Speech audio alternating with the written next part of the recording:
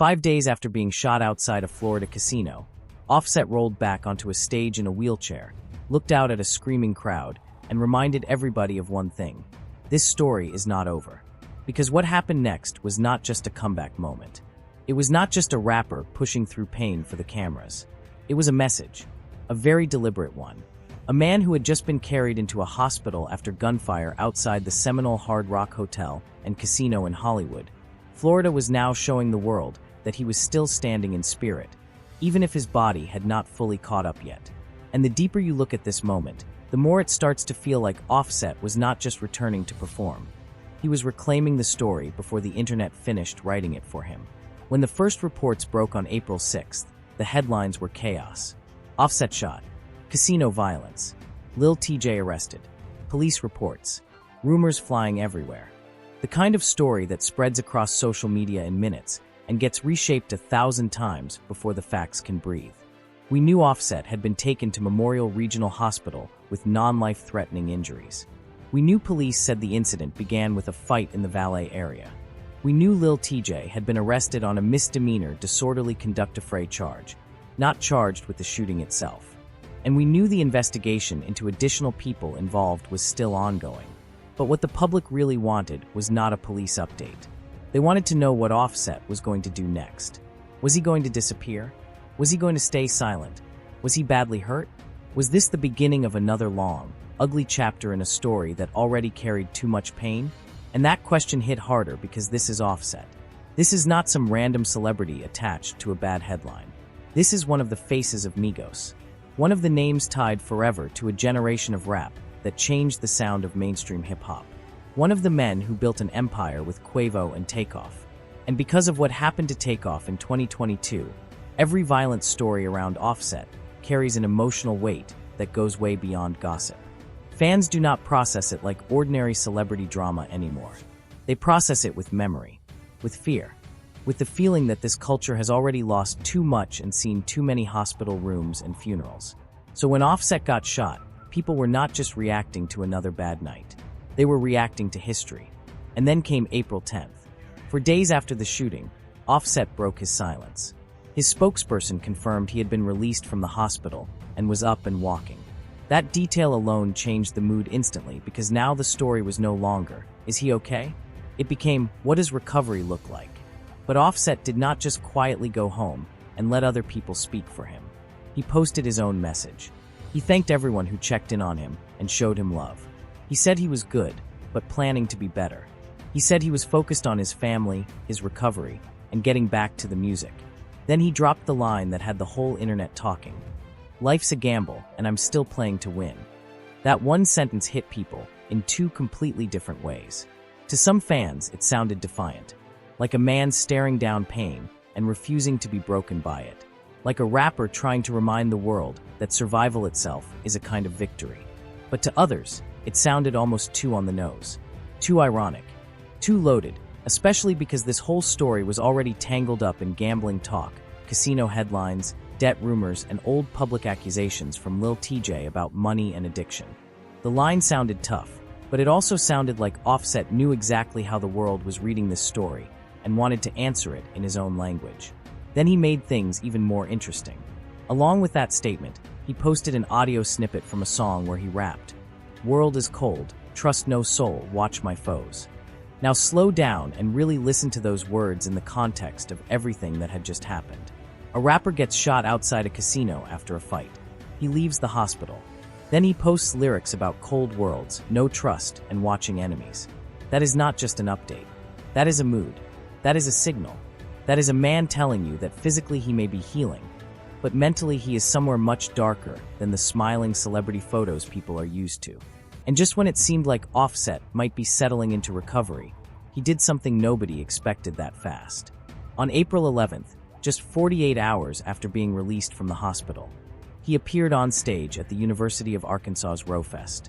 Not next month, not after a long recovery, not once the noise had died down, almost immediately. And he did not walk out like nothing had happened.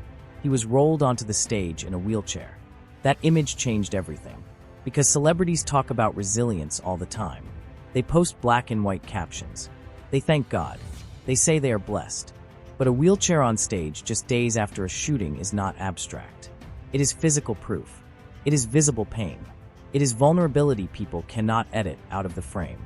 And yet that same image also carried a second message. I'm still here. I'm still outside. I'm still in front of the crowd. I'm still Offset. That is why the moment hit so hard. It was weak and strong at the same time. Fragile and defiant at the same time. The wheelchair told you the shooting was real. The performance told you he was refusing to let the shooting define his ending. Offset later posted from the event with a simple caption, "Real love." And that choice of words matters too. Because after a week of gunfire, accusations, comment wars, rumors, legal details, and blogs turning trauma into entertainment, he comes back in front of a crowd and calls the moment real love. That sounds like a man who wanted to feel something solid again, something human again, something bigger than the comments section. But the internet being the internet, even this comeback moment did not stay simple for long. Clips from the performance spread fast. In some footage, fans were seen holding up phones with anti-Lil Tjay messages on their screens. That detail made the whole scene even more uncomfortable because now the performance was no longer just about recovery. It had become part of the feud, part of the public war, part of the ongoing story people were choosing sides in. Offset may have been trying to reclaim his narrative, but the crowd was reminding everybody that the internet had already turned this case into a loyalty battle. And that is what makes this comeback moment so fascinating. On the surface, it looks inspirational. Offset survived. Offset got released.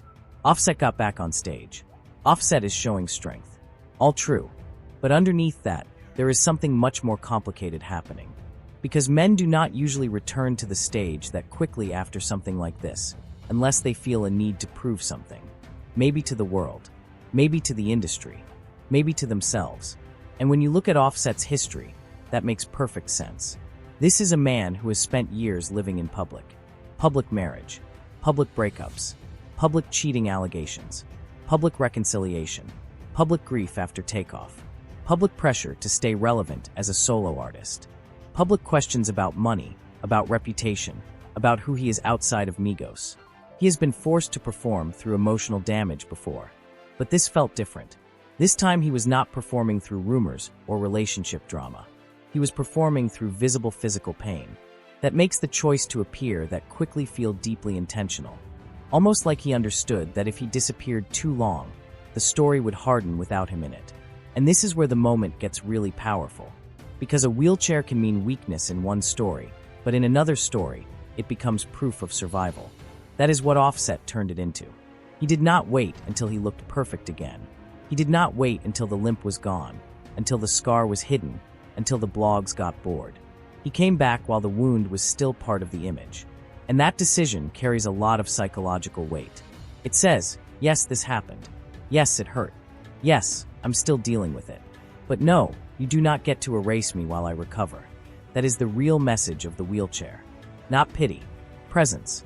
Still, this story cannot be separated from the darkness around it. Because no matter how strong the comeback looked, it came only days after a night that could have gone much worse. Offset was shot outside a casino after a fight. Lil Tjay was arrested on disorderly conduct-related charges. Investigators said more people may have been involved. And the public still does not have every answer about who did what, who escalated what, and where this story goes next. That uncertainty is part of why Offset's return felt so dramatic. It was not closure. It was interruption. The legal story is still moving. The cultural story is still burning. But Offset stepped back into view before either one could settle. And maybe that is why his comeback feels bigger than a normal performance clip. Because he was not just performing songs. He was performing survival, control, and image repair all at once. He was reminding fans that he is not a victim frozen in a headline. He is still an active figure in his own story. But there is another layer here that people should not ignore. Offset's message after the shooting was not soft.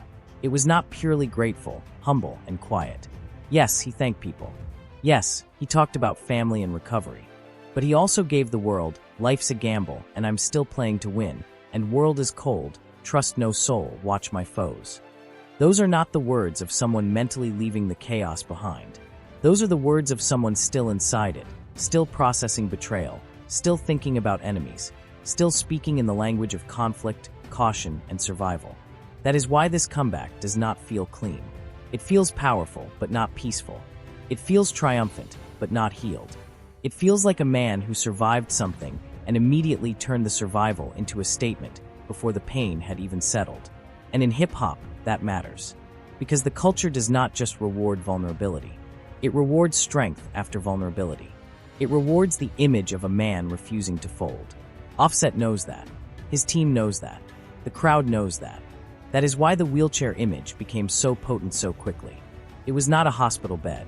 It was not rehab in private. It was public survival, public resilience, public proof that he was still moving. And once that image exists, it changes the story forever. The headline is no longer just Offset got shot. Now it is Offset got shot and came back in a wheelchair days later. That is a much stronger story, a more dramatic story, a more replayable story, a more legendary story if he keeps building on it. But the danger is that moments like this can trick people into thinking recovery is complete just because the camera caught strength. It is not. Being able to appear does not mean being okay. Being able to perform does not mean there is no fear left. Being able to post lyrics about cold worlds and enemies does not mean the mental part is settled. In fact, sometimes it means the opposite. Sometimes it means a man is still trying to outrun the moment by turning it into motion before it catches up emotionally. That is what makes this whole thing feel so compelling. Offset's comeback was impressive, yes. But it also felt like a man refusing stillness because stillness might force him to sit with everything that almost happened. And maybe that is the hardest part of this story. Not the shooting, not even the wheelchair. The hardest part may be what came after. The realization that in modern celebrity culture, you barely get time to process trauma before you are expected to turn it into content, comeback, strength, a quote, a caption, a clip, a performance, a narrative. Offset did all of that in less than a week. He survived, spoke, posted lyrics, and got back on stage. That is not normal. That is celebrity survival in real time. So now the big question becomes obvious. Was this the beginning of Offset's comeback story, or just the first public chapter of a much darker aftermath? Because both things can be true. A man can look strong and still be shaken. A man can perform and still be wounded.